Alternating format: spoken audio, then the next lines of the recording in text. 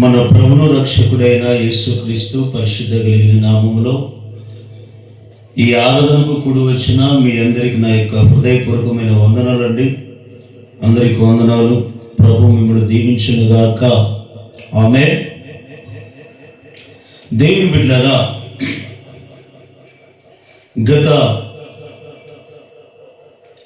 8 నెలల పైబడి నుంచి నేను ఒకే ఒక అంశం మీద చెప్పుకుంటూ వస్తున్నాను. మీరు కూడా ఎంతో విని ఆ వాక్యాలు విని బలపడి ఆత్మీయంగా ఎదుగుతూ ఉన్నారు. ప్రతి వారం ఈ సంఘం అనే అంశం మీద ఒక్కొక్క కోణంలో నేను మీకు బోధిస్తూ వస్తూ ఉన్నాను. ఈ వారం కూడా సంఘములో ఎలా ఉండాలి, సంఘం అంటే ఎలా ఉండాలి, సంఘాన్ని ఎలా కట్టాలి, ఇలా రకరకాలుగా మీకు చెప్పుకుంటూ వచ్చాను. అయితే సంఘంలో ఏమేమి ఉండాలో కూడా మీకు చెప్పుకుంటూ వచ్చాను. అనేక రకరకాల పాయింట్లు చెప్పుకుంటూ వచ్చాను. అయితే ఈ వారంలో ఇంకొక శ్రేష్టమైన సందేశాన్ని మనం ఈ పూట విందాం. అది ఏమిటంటే పరిశుద్ధ గ్రంథంలో నుండి మార్కు సువార్త 12వ అధ్యాయము 38, 39 వచనాల్లో ఎవరైనా గట్టిగా చదవండి.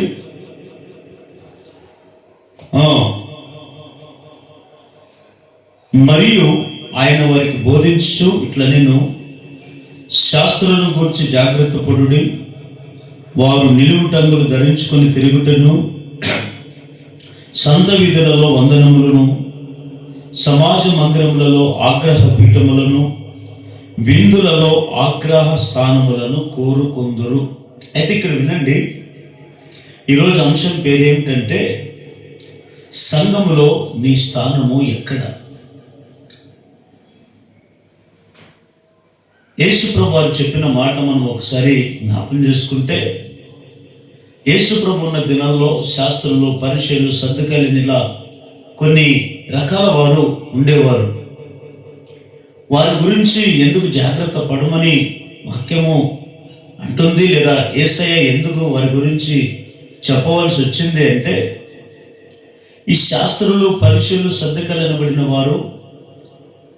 వారంట సమాజ మందిరాలలో, విందులలో ఆగ్రహ స్థానాలు కోరుకునేవారంట. వారు ఏదో మనుషులకు చూడడానికి నీతిమంతులుగా కనబడుతున్నారు పైకి, కానీ వారి హృదయంలో ఉన్నటువంటి ఆ నిజమైన భక్తి లేక, ఆజ్ఞల భక్తిని పక్కన పెట్టి ఆచారాల భక్తిని అనుసరించేవారు. కానీ అలాంటి వారి గురించి యేసుప్రభు వారు చెప్పిన మాట, ఈ శాస్త్రులు, పరిచయుల గురించి మీరు జాగ్రత్త పడండి. వారు నిలువుటంగులు ధరించుకొని సంత వీధులలో వందనాలు కోరుకునేవారు. ఎవరైనా సంతలో వీధులలో ఎదురైనప్పుడు వందనం చెప్పకపోతే కళ్ళకు కనపడమా, ఎందుకు మీరు వందనం చెప్పట్లేదు మాకు అని ఇలా రకరకాలుగా అనుకునేవారు. వారు ఎంతసేపు ఉన్న మనుషుల్లో గణపరిచే విధానాన్ని బట్టి చూసుకునేవారు, కానీ దేవుని గణపరిచే విధానం వారికి తెలియదు. అందుకే ఎంతసేపు ఉన్న సమాజ మందిరాలలో, విందులలో ఆగ్రహ స్థానాలు కోరుకునేవారంట. అయితే నేను మీతో చెప్పే మాట ఏమిటంటే, ఈరోజు సంఘము కూడా ఉంది కదా, సంఘములో కూడా కొన్ని స్థానాలు ఉన్నాయి. ఈ స్థానంలో చాలామంది మేము అందరికంటే పైబడి ఉండాలి, అందరికంటే బాగుండాలి, అందరికంటే మంచి పేరు తెచ్చుకోవాలి, అందరికంటే మేము గొప్పగా ఎదగాలి, అందరిలో ఒక మంచి పేరు తెచ్చుకోవాలి అని అందరికీ ఆశ ఉంటుంది. కానీ సంఘంలో కొంతమంది స్థానాలను కోరుకుంటారు. మేము ఈ స్థానంలో ఉంటే మాకు మంచి పేరు వస్తుంది కదా, మేము ఈ స్థానంలో ఉంటే అందరికంటే మేము గొప్పలుగా కనబడతాం కదా అని అనుకుంటారు. మంచిదే, కానీ స్థానము అంటే దేవుడు కొన్నిసార్లు ఒక్కొక్క స్థానంలో నిలబెడతారు. పరలోకంలో కూడా కొన్ని స్థానాలు ఉన్నాయి. ఎప్పుడైనా ఇంకొక వారం దాని గురించి మనం ధ్యానం చేద్దాం. అయితే మన టాపిక్ ఏమిటంటే, మన అంశం ఏమిటంటే, సంఘములో నీ స్థానం ఎక్కడ ఉండాలి. అయితే సంఘములో ఎన్ని స్థానాలు ఉన్నాయి అని మనం ఆలోచన చేస్తే, బైబిల్లో మత్తయి సువార్త 19వ అధ్యాయము 30 వచనాన్ని ఒకసారి చదవండి. మొదటి వారు అనేకులు కడపటి వారగుదురు, కడపటి వారు మొదటి వారగుదురు. చూడండి, ఇక్కడ ఈ వచనాన్ని మీరు బాగా గమనించండి. సంఘంలో రెండు స్థానాలు ఉన్నాయి. ఒకటి మొదటి స్థానము ఉంది, రెండవది కడపటి స్థానము ఉంది. కానీ దేవుడు కోరుకునేది ఏమిటంటే, ప్రతి మనిషి మొదటి స్థానంలోనే ఉండాలని కోరుకుంటాడు. కానీ ఈరోజు ఎట్లయిపోయింది మన భక్తి, మన విశ్వాసం అంటే, మొదటి వారు కడపటి వారు అవుతున్నారు, కడపటి వారు మొదటి వారు అవుతున్నారు అనే మాట మనం చూస్తాం. అవును, నిజమే. చాలామంది దేవుడు వారిని ఎన్నుకొని ఏర్పరచుకొని మరి రక్షించి, సంఘంలో ఈయన ఒక నమ్మకస్తుడిగా ఉంటాడు కదా అని వారి మీద ఎంతో దేవుని యొక్క దృష్టి ఉంచి సంఘంలో మొదటి స్థానంలో నిలబెడతారు కొంతమందిని. ఈ మొదటి స్థానంలో ఉండాలనుకున్న వారు ఏమైపోతుంటారు కొన్నిసార్లు అంటే, కొన్ని రోజులు ఈ మొదటి స్థానంలో ఉంటారు, తర్వాత ఆ మొదటి స్థానాన్ని కోల్పోయి కడపట స్థానంలోనికి వెళ్ళిపోతారు. ఈ భూమి మీద కూడా చాలా మంది మొదటి స్థానంలో ఉండలేకపోతున్నారు, కడపటి స్థానంలోకి వెళ్ళిపోతున్నారు. కారణం ఏమిటయ్యా అంటే, రకరకాలుగా మనం చూస్తాం. ఇక్కడ మనం ఈ పూట మొదటి స్థానం గురించే ధ్యానం చేద్దాం. ఈ వారము కడపట స్థానము, కడపటి స్థితి వచ్చేవారు మనం ధ్యానం చేద్దాం. అయితే నువ్వు మొదటి స్థానంలోనే ఉంటే దేవుడు ఎన్నో అనేక రకాల గొప్ప కార్యాలు నీ జీవితంలో చేస్తాడు. కానీ ఈరోజు దేవుడు ఇచ్చిన ఆ స్థానాన్ని నువ్వు కోల్పోతున్నావు. ఈ మొదటి స్థానంలో ఉండాలని ఎవరికి ఆశ ఉండదండి, అందరికీ ఆశ ఉంటుంది కదా. బైబిల్లో ఒక సందర్భాన్ని నేను మీకు గుర్తు చేస్తాను. న్యాయాధిపతుల గ్రంథం 9వ అధ్యాయం 8, 9, 10, 11, 12 వచనాల్లో మనం గమనించినట్లయితే, అడవిలో చెట్లన్నీ ఉన్నాయండి. ఈ చెట్లన్నీ ఒకరోజు సమకూర్చబడి అన్ని చెట్లన్నీ మాట్లాడుకున్నాయంట. ఏమని? మనం అందరము అడవిలో పుట్టి పెరిగమే, కానీ నీ స్థితిలో నువ్వు ఉన్నావు, నా స్థితిలో నేనున్నాము. మరి మనం లేరడానికి ఒక రాజు అనేవాడు కూడా ఉండాలి కదా అడవిలో. మరి అందరం బట్టే కొన్ని చెట్ల దగ్గరికి వెళ్ళి మనము రాజుగా అడుగుదామని చెప్పి మాట్లాడుకొని ఈ చెట్లన్నీ కలిపి ఓలివ చెట్టు దగ్గరికి వెళ్ళిపోయాయంట. ఆ ఓలివ చెట్టు దగ్గరికి వెళ్ళిపోతే ఓలివ చెట్టుని అడిగాయి, ఓలివ చెట్టు నువ్వు మా మీద రాజుగా ఉంటావా అని అడిగాయి. ఆ ఓలివ చెట్టు ఏమంటో తెలుసా? ఆ ఓలివ చెట్టు చెప్పిన మాట ఏమిటో తెలుసా? దాని స్థితి ఏమిటి, దేవుడు ఎందుకు పెట్టాడో తెలుసండి. అది ఓలివ చెట్టు వల్ల తైలం ఇస్తుంది, సన్మానిస్తుంది, తైలం వస్తుంది. అందుకే ఆ చెట్టు అంటది, ఇదిగో మీరు అడుగుతున్నది మంచిదే, కానీ నేను మాత్రం దేవుడు నాకు ఇచ్చిన స్థానంలోనే నేను ఉంటాను. నేను నా తైలాన్ని నేను మాని చెట్ల మీద రాజుగా ఉండి అటు ఇటు ఊగడానికి నాకు అవసరం లేదండి, దేవుడు నాకు ఇచ్చిన స్థానమే నాకు చాలు అని ఓలివ చెట్టు చెప్తుంది. మళ్ళీ చెట్లను మాట్లాడుకొని, ఏంటయ్యా ఓలివ చెట్టు ఉండనన్నాడు, మరి ఇంకొక చెట్టు దగ్గరికి వెళదామని చెప్పి ఎక్కడికి వెళ్తారు తెలుసండి? ద్రాక్ష చెట్టు దగ్గరికి వెళతారు. ఈ ద్రాక్ష చెట్టు దగ్గరికి వెళితే ఈ ద్రాక్ష చెట్టుని అడిగితే ద్రాక్ష చెట్టు కూడా అంటది, లేదండి నేను మనుషులను, దేవుణ్ణి, మానవులను సంతోష పెట్టేదాన్ని కదా, దేవుడు నాకు ఇచ్చిన పరిధి అంతే, నేను అటు ఇటు ఊగడానికి నేను ఉండను, నాకు ఆ స్థానం వద్దు, దేవుడు నాకు ఇచ్చిన స్థానమే నాకు చాలు అని ద్రాక్ష చెట్టు అంటది. ఇంకా ఈ చెట్లన్నీ మరలా మాట్లాడుకొని ఒలివ చెట్టు ఉండనన్నాడు, ద్రాక్ష చెట్టు ఉండనన్నాడు, మరి ఇంకే చెట్టు దగ్గరికి వెళ్ళాలని చెప్పి అంజూరపు చెట్టు దగ్గరికి వెళ్తాయి. ఈ అంజూరపు చెట్టు దగ్గరికి వెళ్ళి అంజూరపు చెట్టుని అడిగితే అంజూరపు చెట్టు కూడా దేవుడు నాకు ఒక స్థానం అంటూ ఇచ్చాడు ఈ భూమి మీద, ఆ స్థానాన్ని వదిలి నేను మరలా ఇంకొక స్థానం నాకు అవసరం లేదండి అని చెప్తుంది. ఎప్పుడైతే అది చెప్తుందో, ఆ అంజూరపు చెట్టు చెప్తుందో, వెంటనే ఇంకెవరన్నా ఆలోచన చేసినప్పుడు ఈ ముళ్ళ చెట్టు ఒకటి ఉంది. ఈ ముళ్ళ చెట్టు, రండి నేను మీ మీదకి రాజుగా ఉంటాను, రండి నా నీడని ఆశ్రయించమని పిలుస్తుంది. వాస్తవంగా ఈ ముళ్ళ చెట్టు ఏ ఫలాలు లేనిది. ఆ ముళ్ళ చెట్టు ఎంతసేపు ఉన్న ముళ్ళు దేనికి సాదృశ్యం అంటే గాయపరిచేదానికి సాదృశ్యం. దానికి నీడ లేదు, ఆకులు మొలవవు, పళ్ళు ఫలాలు ఉండవు, అయినా వాటికి నీడనిస్తుందంట. చూడండి, కొన్నిసార్లు మనం ఇచ్చిన స్థానాలను కొన్నిసార్లు మనమే వాటిని దిగజార్చుకుని ఆ స్థానం నుంచి తొలగిపోతామండి. కానీ దేవుని బిడ్డలారా, సంఘములో కూడా దేవుడు నీకు ఏ స్థానం అయితే ఇచ్చాడో ఆ స్థానంలో నువ్వు గట్టిగా నిలవగలగాలి. ఆ స్థానంలో నేను నిలబడితే దేవుడు మరింతగా దేవుడు నిన్ను ఆస్వాదించునుగాక. చూడండి, బైబిల్ గ్రంథంలో ఇంకొక సందర్భాన్ని కూడా నేను జ్ఞాపకం చేస్తే, యోహాను సువార్త 5వ అధ్యాయము 3వ వచనాన్ని కూడా మనము చదివినట్లయితే, యోహాను సువార్త 5వ అధ్యాయము 3వ వచనంలో ఇక్కడ ఒక మాట వ్రాయబడి ఉంది. యెరూషలేములో గొర్రెల ద్వారం దగ్గర హెబ్రీ భాషలో బెతెస్దా అనబడిన ఒక కోనేరు కలదు. దానికి 5 మంటపములు కలవు. ఆయా సమయములకు దేవదూత కోనేట్లకు దిగి నీళ్లు కదిలించుట కలదు. నీరు కదిలింపబడిన పిమ్మట మొదట ఎవడు దిగునో వాడు ఎట్టి వ్యాధి గలవాడినను బాగుపడును గనుక ఆ మంటపములో రోగులు, గుడ్డివారు, కుంటివారు, ఊచకాలు చేతి గలవారు గుంపులుగా పడి ఉండరి. అయితే ఇక్కడ వినండి, బెతెస్దా కోనేరు అనేది ఒకటి ఉందండి. ఆ బెతెస్దా కోనేరు దేనికి సాదృశ్యం అంటే సంఘానికి సాదృశ్యం. ఆ బెతెస్దా కోనేరు ఆ నీళ్లు కదిలించడానికి దేవదూత వస్తాడు.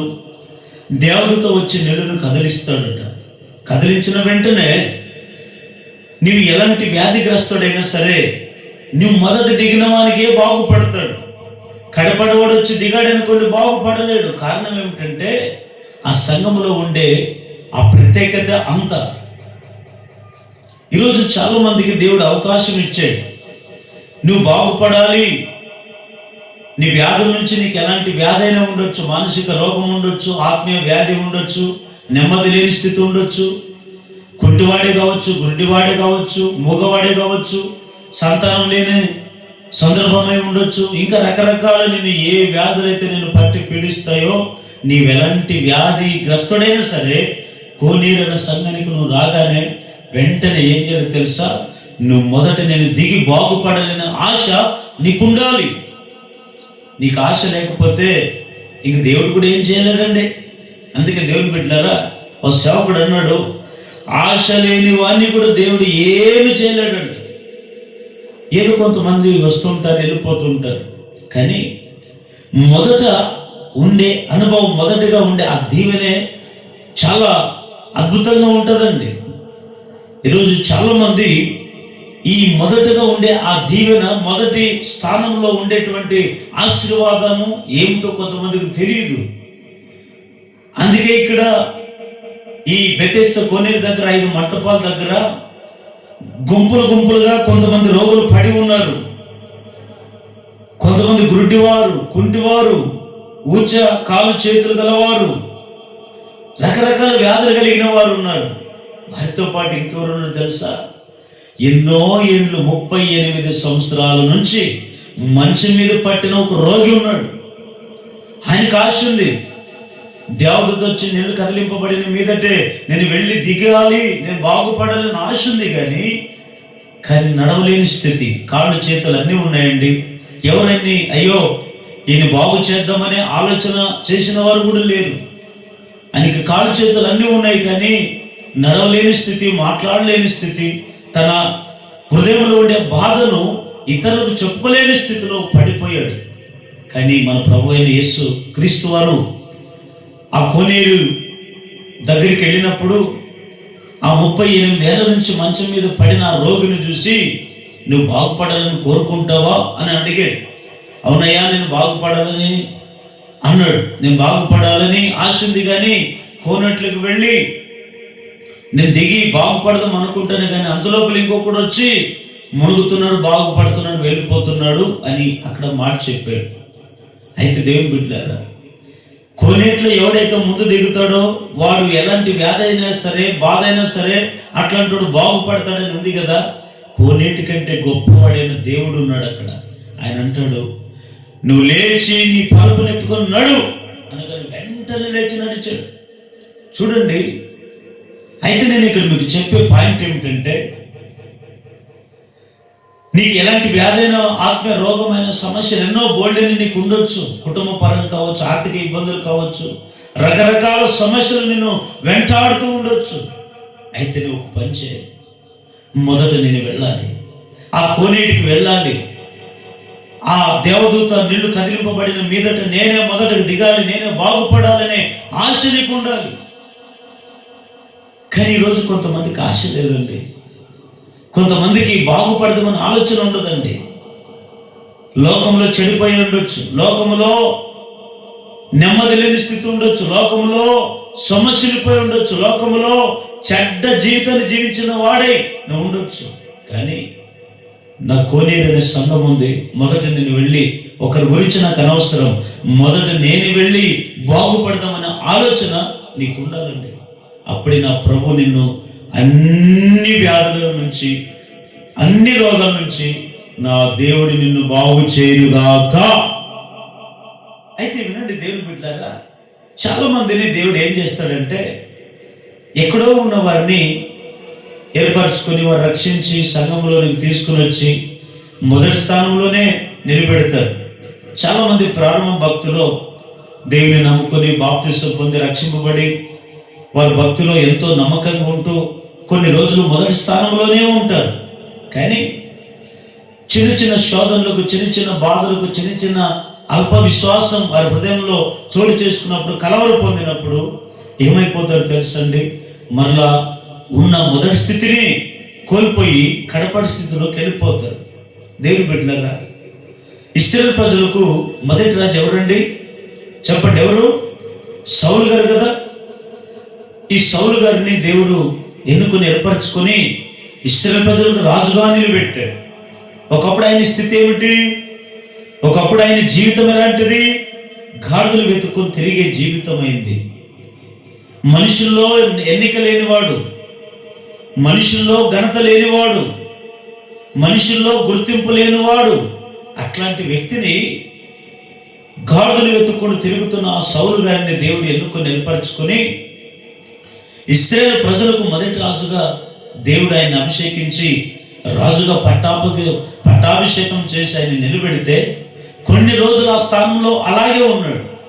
రాను రాను రాను రాను ఆ స్థానాన్ని ఎందుకు దిగజార్చుకున్నాడు అంటే, దేవుని యొక్క ఆజ్ఞల్లో అనుసరించడంలో చాలా ఫెయిల్ అయిపోయాడు. దేవుని ఆజ్ఞల్లో, దేవుని మాట వినే దాంట్లో స్వార్థపూర్వకంగా ఆలోచన చేశాడు. స్వార్థం వచ్చేసింది, దోపుడు సొమ్ము కలవడపడ్డాడు. చివరికి అమాలేకులైనటువంటి వాటిని చంపమని దేవుడు చెప్పినా కూడా, సమూయేలుతో ఎంత చెప్పించినా కూడా సేవకుని మాట పక్కన పెట్టేశాడండి, దేవుని మాట పక్కన పెట్టేశాడు. ఆఖరికి దోపుడు సొమ్ము కలవడ పడినటువంటి సౌలు ఆఖరికి ఏమైపోయాడు తెలుసండి? తన ఉన్న మొదటి స్థితిని పోగొట్టుకున్నాడు. సమూయేలు వచ్చి అంటాడు, సౌలా, దేవుడు నీకు చెప్పిన మాట ఏమిటి? నువ్వు చేసిన పని ఏమిటి? అమాలేకులో ఉన్న వాటిని అన్ని నిర్మూలన చేయమని చెప్పాడు కదా, నువ్వెందుకు నిర్మూలన చేయలేదు? ఎందుకు నువ్వు వాటిని చంపలేదు? దేవుడు చంపమంటే చంపాలి, బ్రతకనీయమంటే బ్రతకనీయాలి కదా.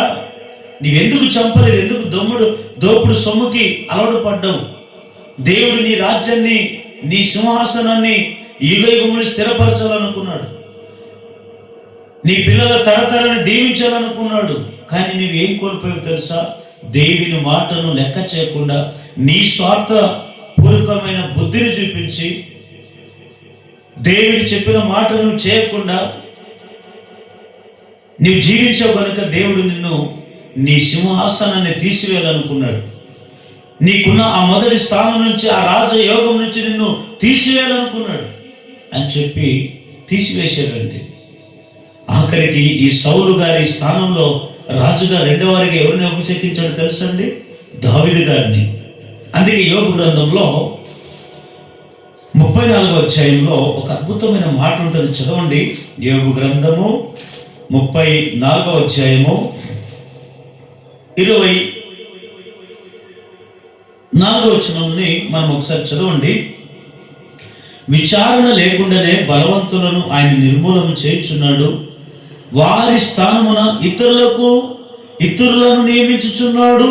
చూడండి ఎంత అద్భుతమైన మాట కదండి. నీ మొదటి స్థానంలో ఉన్నటువంటి నిన్ను ఎందుకు ఆ స్థానం నుంచి దేవుడు తీసివేస్తున్నాడు?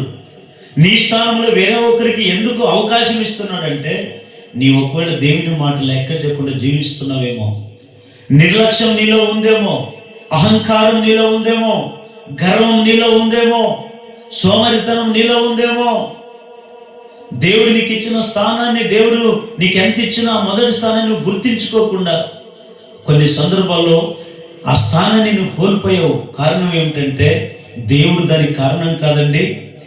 నీలో ఉండే అహంకారమే దానికి కారణం, నీలో ఉండే గర్వమే దానికి కారణం, నీలో ఉండే సోమరితనమే దానికి కారణం, నీలో ఉండే బద్ధకమే దానికి కారణం, నీలో ఉండే అనుమానం లేదా అల్ప విశ్వాసమే దానికి కారణం.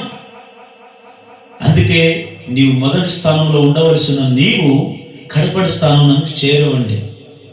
దానియేలు గ్రంథంలో కూడా మనం చూస్తే నెబుకద్నెజరు రాజును, ఆయన గురించి మనం చాలాసార్లు వినే ఉంటాం. దేవుడు ఆయనకి ఇచ్చిన స్థానం చాలా గొప్పదండి. కానీ ఎందుకైనా పశువులు తినే గడ్డి తినవలసి వచ్చింది, ఎందుకైనా అలాంటి స్థితికి దిగజారిపోయాడు అని మనం ఆలోచన చేస్తేనండి, చూడండి ఒకసారి దానియేలు గ్రంథము 5వ అధ్యాయం 20వ వచనంలో మనం చూసినట్లయితే, అయితే అతడు మనస్సును అతిశయించి బలత్కారం చేయుటకు అతని హృదయమును కఠినము చేసుకొనగా, దేవుడు అతని ప్రభుత్వమును అతని యొద్ద నుండి తీసివేసి అతని ఘనతను పోగొట్టెను. అప్పుడు అతడు మానవుల యొద్ద నుండి తరమబడి పశువుల వంటి మనస్సు గలవాడాయను. మహోన్నతుడగు దేవుడు మానవుల రాజ్యంలో ఏలుచు ఎవరిని స్థాపింపగోరునో వారిని స్థాపించునని అతడు తెలుసుకున్న వరకు అతడు అడవి గాడిదల మధ్య నివసించుచు పశువుల గడ్డి మేయిచు ఆకాశపు మంచు చేత తడిసిన శరీరం గలవాడాయను. చూడండి, ఇక్కడ ఒక చాలా బాధాకరమైన సంఘటన కదండి. నెబుకద్నెజరు రాజుకి దేవుడు అంత పట్టాభిషేకం చేసి అంత రాజయోగాన్ని ఆయనకి ఇస్తే ఇతను ఆ స్థానాన్ని కోల్పోయాడు. ఎందుకు కోల్పోయాడు తెలుసా? తన మనసులో గర్వించాడు, తన మనసులో అహంకారంతో పాలన చేశాడు. కనుకనే దేవుని మాట లెక్క చేయకుండా, దేవుడు నాకు ఈ స్థితిని ఇచ్చాడు కదనే గుర్తు లేని స్థితిలో కళ్ళు మూసుకోపోయినటువంటి వాడిగా ఒక అహంకారం పాలన, ఒక గర్వపు పాలనత, దేవుని భయం లేని పాలన చేశాడు. అందుకే దేవుడు ఏం చేశాడు తెలుసా? ఆయన స్థానంలో నుంచి తీసివేశాడంట. పశువులు తినే గడ్డిని తినే స్థితికి వచ్చాడండి. చేతులకు ఉన్న ఆ గోర్లు పెరిగిపోయాయి, వెంట్రుకలు పెరిగిపోయి పశువులు తినే గడ్డి తినిపించాడు. కారణం ఏమిటో తెలుసా? ఎందుకు ఆ రాష్ట్రం ఆయన ఉండే స్థానంలో వేరొకరికి అవకాశం ఇచ్చాడంటే, నెబుకద్నెజరు రాజుకున్నటువంటి ఆయనలో ఉండే అహంకారమే, గర్వమే దానికి కారణం. అందుకే ఆ పాలన చేసేదాన్ని, రాజయోగాన్ని తనకు తాను పోగొట్టుకున్నాడు. దేవుడు ఆయన్ని ఎంతగానో ఆ స్థానంలో నిలబడితే ఆ స్థానాన్ని ఆయన కాపాడుకోలేదండి. అందుకే ఆఖరికి పశువులు మనసు కలిగిన వాడుగా జీవించాడు. చూడండి, మనుషులకి పశువులకున్న తేడా ఎంతో కదండి. మనుషుడు చెప్తే గ్రహిస్తాడు, పశువు ఎంత చెప్పినా అది గ్రహించదు. అది మనిషి విలువ తెలుసుకోదు, దేవుని విలువ తెలుసుకోదు. ఈ నెబుకద్నెజరు రాజు కూడా ఆ విధంగానే అయిపోయాడండి. చివరికి పశువులు తినే గడ్డి తినే స్థితికి వచ్చాడండి. ఈరోజు దేవుని బిడ్డలను సంఘంలో దేవుడు నిన్ను ఎన్నుకొని ఏర్పరచుకొని సంఘంలో నీవు ఉండి ఆ మొదటి స్థానంలోని దేవుడు నీకు ఇస్తే, ఈరోజు నువ్వు మొదటి స్థానంలోనే ఉన్నావా? లేకుంటే నీ స్థానంలో వేరేవారు ఉన్నారా? లేదా మొదటి స్థానంలో నుండి కడపటి స్థానంలోకి నువ్వు వెళ్ళిపోయావా? ఎందుకు నీ దుస్థితి వచ్చింది? ఎందుకు నీ మొదటి స్థానాన్ని కోల్పోయావు? ఒకప్పుడు మొదటి స్థానంలో ఉండే నీవు, నీ కుటుంబం చక్కగా దేవుని మందిరానికి వచ్చి చక్కగా పాటలు పాడేవాళ్ళు. దేవుని సంఘం కొరకు నువ్వెంతో ప్రయాసపడే వ్యక్తులు. ఒకప్పుడు ప్రేమ కలిగినటువంటి వారిగా మీరు ఉన్నారు సంఘంలో. కానీ ఈరోజు ఆ స్థానం ఎందుకు నువ్వు కోల్పోయావు? ప్రార్థన చేసే స్థితిని ఎందుకు కోల్పోయావు? అది నీలో ఉండే అహంకారమే దానికి కారణం అండి. దేవుని బిడ్డలారా, దేవుడిచ్చిన స్థానాన్ని మనం ఎప్పుడు కోల్పోకూడదండి. అయితే ఇక్కడ వినండి, ఒకవేళ నువ్వు మొదటి స్థానంలోనే ఉండాలని నువ్వు ఆశపడినట్లయితే, ఆ మొదటి స్థానంలోనే ఉండాలని నువ్వు కోరుకుంటే, ఒక 4 పనులు నువ్వు సంఘంలో చేయాలి. ఆ 4 విషయాలు నువ్వు నమ్మకంగా ఉండగలిగితే దేవుడు మరలా నిన్ను మొదటి స్థానంలోనే నిలబెట్టునుగాక. అదేమిటంటే, ఈ మొదటి స్థానంలో ఉండాలని కోరుకునే వారు ఎలా ఉంటారు, వారి లక్షణాలు ఎలా ఉంటాయి, ఏం చేస్తే మళ్ళీ వారిని మొదటి స్థానంలో దేవుడు నిలబెట్టగలుగుతాడు అని మనం ఆలోచన చేస్తే, దేవుని బిడ్డలు క్లుప్తంగా ఒక 4 మాటలు చెప్పి ముగిస్తాను. మొదటి మాట చదవండి. లూకా సువార్త 19వ అధ్యాయం 15-16 వచనాల్లో మనం చూసినట్లయితే, ఇక్కడ యేసు ప్రభు వారు ఉన్న దినాల్లో యేసు ప్రభు వారు ఒక ఉపమానం చెప్పాడు. ఏ ఉపమానం చెప్పాడంటే, పరలోక రాజ్య సంబంధమైన ఒక ఉపమానం చెప్తాడు. ఒక యజమానుడు వేరే దేశానికి వెళ్ళవలసిన అవసరం వచ్చింది. ఆ దేశానికి వెళ్ళి అవసరం వచ్చింది కనుక ఒక ఆయన్ని పిలిచి 5 తలంతులు ఇచ్చాడు, ఇంకొక ఆయనకి 2 తలంతులు ఇచ్చాడు, ఇంకొక ఆయనకి 1 తలంతు ఇచ్చాడు. ఒక 5 తలంతులు ఇచ్చినటువంటి వాడు, 2 తలంతులు తీసుకున్నవాడు, 1 తలంతు తీసుకున్నవాడు, ఒకరోజు యజమానుడు ఇచ్చిన లెక్క అప్పగించిన అతనికి మరలా తిరిగి లెక్క అప్పజెప్పాలి. ఈ యజమానుడు లెక్క వారికి ఇచ్చి వారికి ఆ భారం, ఆ బాధ్యత పెట్టి వెళ్ళిపోయాడండి. మరలా కొన్ని సంవత్సరాల తర్వాత వచ్చి అప్పుడు లెక్క చూసుకోవడానికి వచ్చాడు. ఏంటి లెక్క చూసుకోవడానికి వచ్చాడంటే, ముందుగా మొదటి వాడిని పిలిచాడు. చదవండి, మాట భలే ఉంటుంది. లూకా సువార్త 19వ అధ్యాయము 15-16 వచనంలో ఇక్కడ ఒక మాట మనం చూస్తాం. అతడు రాజ్యం సంపాదించుకొని తిరిగి వచ్చినప్పుడు ప్రతి వాడు వ్యాపారం వలన ఏమేమి సంపాదించునో తెలుసుకొనుటకై తాను సొమ్మిచ్చిన దాసులను తన ఎద్దుకు పిలువమని ఆజ్ఞాపించెను. మొదటి వాడాయన ఎదుటకు వచ్చి, అయ్యా, నీ మీనాల వలన 10 మీనాలు లభించని చెప్పగా, బడా నమ్మకమైన మంచి దాసుడా, నీవు ఈ కొంచెంలో నమ్మకంగా ఉంటివి గనక 10 పట్టణముల మీద అధికారమై ఉండమని వానితో చెప్పాను. చూడండి, మొదటి వాని పిలిచాడు. ఈ మొదటి వానికి ఎంత ఇచ్చాడు తెలుసా? ఇక్కడ లూకా సువార్తలో మీనాలను రాయబడింది, మత్తయి సువార్తలో తలంతులను రాయబడి ఉంది. మీనాలు అంటే అర్థం ఏమిటంటే, ఎంత విలువ మీనాలు అంటే 50 రూపాయలు అని అర్థం. అదే మత్తయి సువార్త 25వ అధ్యాయంలో మనం చూస్తే తలంతులని రాయబడి ఉంది. తలంతు, 1 తలంతు విలువ ఎంతో తెలుసండి? 3600 రూపాయలు 1 తలంతు అని రాయబడి ఉంది. అయితే ఇక్కడ మొదటి వానికి ఇచ్చినటువంటి తలంతు ఇచ్చినటువంటి అతను వచ్చాడు. మొదటి వాడు వచ్చి ఈ అధికారి అడిగాడు, నీకు 5 తలంతులు ఇచ్చాను కదా, నువ్వేం చేసావు? అప్పుడు మొదటి వాడు ఏమంటాడు తెలుసండి? అయ్యా, నువ్వు 5 తలంతులు నాకు ఇచ్చావు, మరలా 5 తలంతులకు బదులుగా మరలా ఒక 5 తలంతులు నేను సంపాదించాను, తీసుకో, తిరిగి నీ సొమ్ము నువ్వు తీసుకొని నమ్మకంగా అప్పగించాడండి. వెంటనే అధికారి అంటాడు, బడా నమ్మకమైన మంచి దాసుడా, నువ్వు కొంచెం దాంట్లో నమ్మకంగా ఉన్నావు కనుక నీకు 10 పట్టణాల మీద నువ్వు అధికారై ఉంటావు అన్నాడు. చూడండి, అంటే చిన్న స్థాయి నుంచి 10 పట్టణాలకు ఉండే అధికారం, ఆ స్థాయిని ఇచ్చాడు. ఎందుకో తెలుసా? ఇతను ఏం చేశాడు అంటే, ఇక్కడ మనము నోటేట్ చేసుకోవాల్సినటువంటి పాయింట్ ఏమిటంటే, ఎప్పుడైతే ఈ అధికారి ముందు అతనికి అప్పగించిన తలంతు ఇచ్చిన సమయం మొదలుకొని ఆయన తిరిగి వచ్చేంత వరకు ఏం చేశాడు తెలుసా? సమయాన్ని సద్వినియోగం చేసుకున్నాడంట. ఈయన అనుకున్నాడు, ఆయన ఎప్పటికైనా మరలా వస్తాడు, నాతో లెక్క అడుగుతాడు. ఆ లెక్క అప్పచెప్పాలి. లెక్క అప్పచెప్పకపోతే నన్ను మరలా శిక్షిస్తాడు, చీకట్లో త్రోసివేస్తాడు. అక్కడ చీకట్లో నా జీవితం అంధకారం అయిపోతుందని గుర్తెరిగి భయంతో ఆయనకి నాకు అప్పగించిన ఆ తలంతులు మరలా నేను కష్టపడాలని చెప్పి తనకున్న సమయంలోనే ఏం చేశాడు తెలుసా? ఆ సమయాన్ని సద్దులు చేసుకొని మరలా ఈ తలంతులు సంపాదించాడంటండి. అందుకే బలా నమ్మకమైన మంచి దాసుడా అని మెచ్చుకున్నాడు. రెండవని అడిగాడు, ఆయన కూడా సమయాన్ని సద్దులు చేసుకొని 2కు 4 తలంతులు సంపాదించాడు. కానీ ఒక తలంతు తీసుకున్నామని పరిస్థితి ఏమైంది తెలుసండి?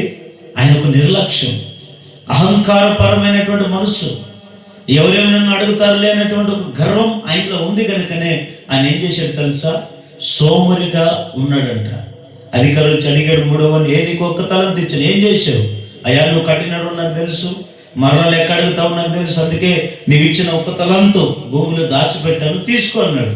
అప్పుడు వెంటనే ఆయన అంటాడు, సోమరువైన చెడ్డదాసుడా, ఒకళ్ళు నువ్వు సంపాదించకపోతే, కష్టపడలేకపోతే వేరే వాళ్ళకి ఇవ్వచ్చు కదా, వారిని సంపాదించి మరలా నాకు లెక్క అప్పచెప్పేవాళ్ళని చెప్పి ఆయన్ని మెచ్చుకోలేదండి. సోమరువైన చెడ్డదాసుడా అని పేరు పెట్టి ఆఖరికి ఆయన్ని చీకట్లో పడివేసినట్లుగా మనం చూస్తాం. అయితే ఇక్కడ మనము ఆలోచన చేసే పాయింట్ ఏమిటంటే, ఈ మొదటి వారిని అడిగిన లెక్క ఏమిటంటే, ఆయన ఏం చేశాడు తెలుసా? ఆ అధికారి ఇచ్చిన ఆ సమయాన్ని సద్వినియోగం చేసుకున్నాడు. ఈరోజు మనకు కూడా దేవుడు సమయం ఇచ్చాడు. దీపం ఉండగా ఇల్లు చెక్క పెట్టుకోవాలి, ప్రాణం ఉన్నప్పుడే ప్రభువును నమ్ముకోమని వాక్యం అంటుంది. ఇంకా నువ్వు 60, 70, 50 సంవత్సరాలు వచ్చినా నువ్వు మారు మనసు పొందలేదు, ఇంకా బాప్తిసం తీసుకోలేదు, మందిరానికి దూరంగా ఉంటున్నావు, లోకంలో నశించిపోతున్నావు, తిరుగుచు త్రాగుచు విచ్చలుడు బ్రతుకుతున్నావు. దేవుడిచ్చిన సమయాన్ని ఎందుకు నువ్వు సద్వినియోగం చేసుకోవట్లేదు? దేవుడి నిన్ను మొదటి స్థానంలో ఉండాలని దేవుడు కోరుకుంటే నువ్వు కడపడి స్థానంలోనే ఉంటున్నావు. ఆ కడపడి స్థానంలోనే ఉంటే ఎంత శాపగ్రస్తుడైతావో తెలుసా? కానీ ఈ మొదటి వాడండి అవన్నీ గుర్తించే ఆ సమయాన్ని సద్వినియోగం చేసుకున్నాడండి. ఏప్రిల్ రాసిన పత్రిక 3వ అధ్యాయము, ఏప్రిల్ రాసిన పత్రిక 3వ అధ్యాయము 14వ వచనంలో మనం చూసినట్లయితే ఇక్కడ ఒక అద్భుతమైన మాట ఉంటుంది. ఆ మాటను కూడా చదువుకుందాం. నేడు మీరు ఆయన శబ్దం వినినేడలా కోపం పుట్టించి నప్పటి వలె మీ హృదయములను కఠినపరచుకొనుకుడని ఆయన చెప్పిన గనుక పాపం వలన కలుగు భ్రమ చేత మీలో ఎవడనూ కఠినపరచబడకుండానట్లు నేడు అనబడు సమయం ఉండగానే ప్రతి దినమును ఒకరినొకడు బుద్ధి చెప్పుకొనుడి. చూడండి, ఈరోజు ఉంది, నేడు అనబడే సమయం ఉండగానే నీ జీవితాన్ని మార్చుకోవాలి. నేడు అనబడే సమయం ఉండగానే నీ బ్రతుకును నువ్వు మార్చుకోవాలి. నేడు అనబడే సమయం ఉండగానే నీవెంతో జాగ్రత్తగా జీవించాలి. కానీ ఈరోజు సమయాన్ని వృధా చేస్తున్నారండి కొంతమంది. ఈ లోకంలో ఏదైనా పోగొట్టుకోండి, డబ్బు పోగొట్టుకోండి, డబ్బు సంపాదించుకోవచ్చు. పేరును పోగొట్టుకోండి, పేరును మరలా ఏదో ఒక రోజు సంపాదించుకోవచ్చు. ఆస్తులు అంతస్తులు పోగొట్టుకోండి, మరలా ఏదో ఒక రోజు సంపాదించుకోవచ్చు. కానీ ఎంత సంపాదించుకోవాలి, నువ్వు ఎంత ప్రయాసపడినా రాకుండా ఉండేది ఏమిటో తెలుసా? దేవుడు నీకు ఇచ్చిన సమయం అండి. ఆ సమయం ఈ రోజున్న సమయం రేపు ఉండకపోవచ్చు, ఈ రోజున్న నీవు రేపు ఉండకపోవచ్చు, ఈరోజు నీదే కావచ్చు, రేపు మనది కాదు. దేవుని బిడ్డలారా, ఈరోజు సమయాన్ని నువ్వు వృధా చేసుకుంటున్నావా? నీ జీవితాన్ని మార్చుకోకుండా సమయాన్ని పోగొట్టుకొని ఇష్టానుసారం నువ్వు ఒకవేళ జీవిస్తున్నావేమి లోకంలో. అందుకే దేవుడు చెప్తున్నాడు, నీవు మొదటి వాడే ఉండాలనుకుంటే, మొదటి స్థానంలోనే నువ్వు ఉండాలనుకుంటే నువ్వు ఒక పని చేయాలి తెలుసా? సమయాన్ని సద్వినియోగం చేసుకునేవాడిగా ఉండాలి. ఈ సమయం విలువ కొంతమందికి తెలియదు, సమయం విలువ కొంతమందికి తెలియదండి. అందుకే సమయాన్ని వృధా చేస్తారు. వ్యర్థమైన ఆ మాటలు, ముచ్చట్లో పడిపోయి కొంతమంది పనికిరాని మాటలు, పనికిరాని ఆలోచనలు, పనికిరాని తలంపుల మధ్య ఉండి ఆ సమయానికి వాటికి వృధా చేస్తారు. కానీ దేవుని మందిరానికి రావడానికి కొంతమందికి సమయం లేదంటారు, మారు మనసు పొందడానికి సమయం లేదంటారు. కానీ దేవుడి నీకు ఇచ్చిన ఒక 70-80 ఏళ్ళ ఆయుష్య చిన్నదేనండి. ఈరోజు అంతవరకు బతుకుతామన్న గ్యారెంటీ కూడా లేదు కదా మనది. అయితే ఈరోజు నువ్వు ఆ సమయాన్ని వృధా చేసుకుంటున్నావేమో, ఆ సమయాన్ని నువ్వు పోగొట్టుకుంటున్నావేమో. నేడు అనబడే సమయం ఉండగానే నువ్వు సద్వినియోగం చేసుకో. ఆ 5 తలాంతులు తీసుకున్న ఆ మొదటి వాడు సమయాన్ని సద్వినియోగం చేసుకున్నాడు. అందుకే బడా నమ్మకమైన మంచి దాసుడని అధికారి మెచ్చుకున్నాడు. ఈరోజు దేవుడు కూడా నిన్ను ఆ విధంగా మెచ్చుకోవాలంటే సమయాన్ని నువ్వు సద్వినియోగం చేసుకోవాలి. బైబిల్లో ఇంకొక మాట మనం చూసినట్లయితే అపవాది కూడా సమయాన్ని సద్వినియోగం చేసుకుంటున్నాడు. ప్రకటన గ్రంథం 12వ అధ్యాయం 12వ వచనాలను మనం చూసినట్లయితే, అందుచేత పరలోకమా, పరలోక నివాసులారా ఉత్సహించుడి, భూమి సముద్రమా మీకు శ్రమ, అపవాది తనకు సమయం కొంచెమని తెలుసుకుని బహు క్రోధము గలవాడై మీ యొద్దకు దిగి వచ్చి ఉన్నాడని చెప్పిన. చూడండి, అపవాది మనకి శత్రువు అయినటువంటి, దేవునికి శత్రువు అయినటువంటి లూసిఫర్ అనే ఒక అపవాది సమయాన్ని సద్వినియోగం చేసుకుంటున్నాడు. ఎట్లా తెలుసా? విశ్వాసులను చెడగొట్టే విషయంలో, ఆత్మీయంగా బలపడినకుండా వారిని చెదరగొట్టే విషయంలో ఈ సమయాన్ని సద్వినియోగం చేసుకుంటున్నాడు. ఎందుకంటే దేవుడు కొంచెం సమయం ఇచ్చాడు. ఆ కొంచెమే చాలండి అపవాదికి నిన్ను దేవునికి దూరం చేయడానికి. ఆ కొంచెం సమయమే చాలండి అపవాదికి నీవు నిత్య నరకానికి వెళ్ళడానికి.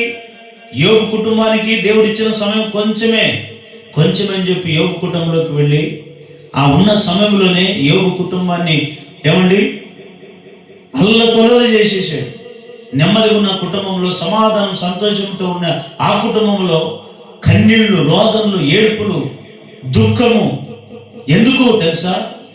ఆ అపవాది సమయాన్ని సద్వినియోగం చేసుకుని ఉన్న సమయంలోనే ఆ ఇంటిని చెదర చేసేసాడు, నెమ్మది లేకుండా చేసేసాడు. అవ్వాదమును ఏదైనా తోటలో దేవుడు నిర్మించినప్పుడు, అక్కడే పెట్టినప్పుడు వారిని బలపడినీయకుండా దేవుని ఆజ్ఞలను మీరిపోయి బ్రతికేటట్లుగా ఉన్న సమయంలోనే వారిని భ్రమ పెట్టాడు, దేవునికి దూరం చేశాడు. బ్రతికిన కూడా చచ్చిన వారిలాగా ఆ అపవాది వారిని మార్చాడు. కారణం ఏమిటో తెలుసా? అపవాది మహాజ్ఞాని. అందుకే అపవాది సమయాన్ని సద్వినియోగం చేసుకుంటున్నాడు.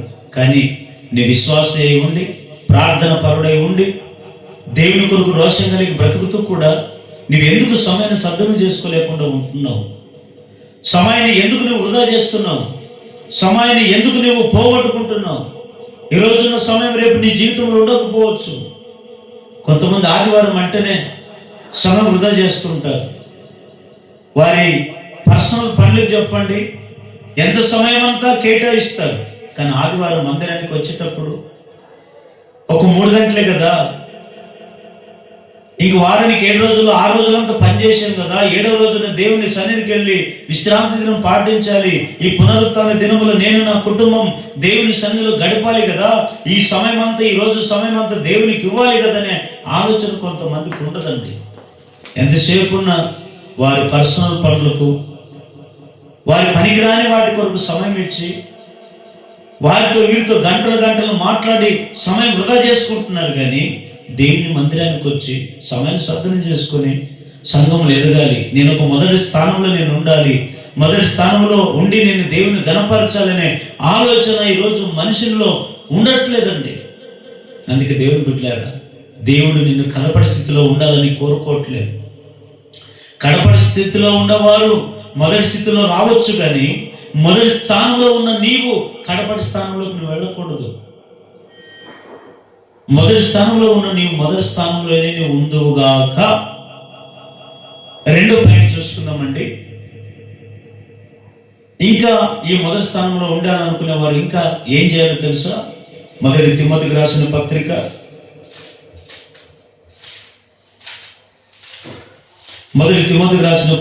3వ అధ్యాయము 10వ వచనాన్ని చదవండి.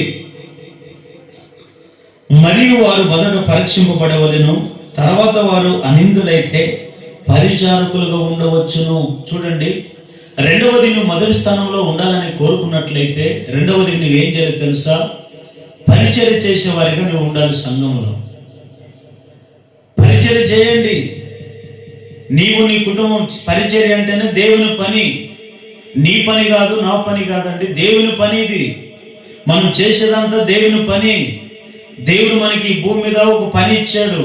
ఆ పని దేవుని పరిచర్య అండి. సంఘంలో పరిచర్య చేయండి. కొంతమంది సంఘంలో పరిచర్య చేయరు. ఎవరో పనికిరాని వారి కొరకు ఎంతో పరిచర్య చేస్తుంటారు. కానీ సంఘంలో నా వంతుగా నేను పరిచర్య చేయాలి కదా, నా కుటుంబంగా నేను పరిచర్య చేయాలి కదా, నా వంతుగా నేను ముందు వెళ్ళాలి, సంఘంలో పరిచర్య చేయాలి. అది ఏ పరిచర్యైనా సేవకుడు నాకు అప్పగిస్తాడో ఆ పరిచర్యలో నేను నమ్మకంగా ఉండాలి, సేవకునికి ఒక తోడ్పడాలి, సంఘానికి ఒక వెనువెంటగా నేను ఉండి నా వంతుగా నేను పరిచర్య చేయాలి కదా అనే ఆలోచన ఈరోజు మనుషులకి ఉండట్లేదండి. ఎవరో పరిచర్య చేస్తుంటారు, మనం వచ్చి పాటలు పాడుతుంటాం. ఎవరో పరిచర్య చేస్తుంటారు, మనం వచ్చి ప్రార్థన చేస్తుంటాం. కానీ దేవుని బిడ్డలారా, ప్రార్థన చేయాలి, పాటలు పాడడం మంచిదే, కానీ నువ్వు ముందు పరిచర్య చేయమని వాక్యం అంటుంది. అక్కడే మార్కు సువార్తలో యేసు ప్రభువు చెప్పిన మాట చదవండి ఒకసారి. మార్కు సువార్త 9వ అధ్యాయము 35వ వచనంలో మనం ఆ మాట చూస్తాం. వారు ఊరుకుండిరి. అప్పుడు ఆయన కూర్చుండి 12 మందిని పిలిచి, ఎవడైనను మొదటివాడే ఉండగోరినెడలా వాడందరిలో కడపటి వాడును, అందరికి పరిచారకుడనై ఉండవలెను. చూడండి, ఒకళ్ళు నువ్వు మొదటి స్థానంలో ఉండాలనుకుంటే రెండవది నువ్వేం చేయాలి తెలుసా? పరిచర్య చేసే ఆ ఆలోచన, ఆ అలవాటు నీకు ఉండాలి. ఎవరు చేస్తారులే, నాకెందుకు వచ్చింది, నేను అందరికి వెళ్ళినాక వెళదాం అని ఇట్లాంటి ఆలోచనలు సంఘంలో విశ్వాసాలకు ఉండకూడదండి. నా వంతుగా నేను వెళ్ళాలి, నా వంతుగా నేను వెళ్ళి ఆ పరిచర్య చేయాలి, నా వంతుగా నేను వెళ్ళి పాటలు పాడాలి, నా వంతుగా నేను వెళ్ళి ప్రార్థన చేయాలి, దేవుడు మాకు ఇచ్చిన ఈ పరిచర్యలో నేను ఎంతో తోడ్పడాలి అనేటువంటి ఆలోచన మనందరికీ ఉండాలండి. యేసు ప్రభువు వారే ఈ లోకానికి ఎందుకు వచ్చాడు తెలుసా? పరిచర్య చేయడానికి వచ్చాడు, కానీ పరిచర్య చేయించుకోవడానికి రాలేదంట. అంత గొప్ప దేవుడే, భూమి ఆకాశాలు సృజించిన ప్రభువే తనకు తాను తగ్గించుకొని మనం పాపులైనటువంటి మన కొరకు పరిచర్య చేయడానికి ఆయన వస్తే, ఏమండి ఈరోజు మనము దేనికి పనికిరాని మనము పరిచర్య చేయడానికి కొంతమంది వెనకాడుతూ ఉంటారు. కొంతమందికి సిగ్గు అంటే సిగ్గు. ఏంటి సిగ్గు?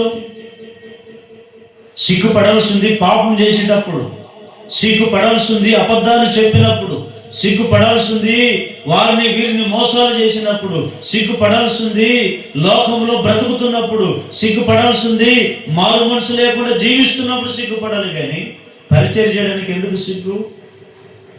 మందిరంలో పాటలు పాడడానికి ఎందుకు నీకు సిగ్గు? ప్రార్థన చేయడానికి ఎందుకు నీకు సిగ్గు?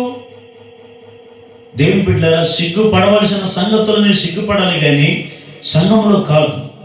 ధైర్యంగా నీ వంతుగా నీవు నీ కుటుంబము ఉదయకాలం సమయం వచ్చి మందిరంలో పరిచర్య చేసి దేవుని ఆరాధిస్తూ 2 గంటలు 3 గంటలు ఆరాధించి నీ వెళ్ళగలిగితే నీకు ఎంత నెమ్మది దొరుకుతుంది. పరిచర్య చేసేంత అనుభవము, ఆ అనుభవం ద్వారా నువ్వు ఎంతో గోల్డ్ ఆ అనుభవం పొందుకుంటావు, దేవునికి అభిషేకాన్ని పొందుకుంటావు. పరిచర్య చేస్తే నేను ఏం చేస్తాడు తెలుసా? సంఘంలో మొదటి స్థానంలో దేవుడిని నిలబెడతాడు. ఈరోజు కొంతమంది పరిచర్య చేయరు.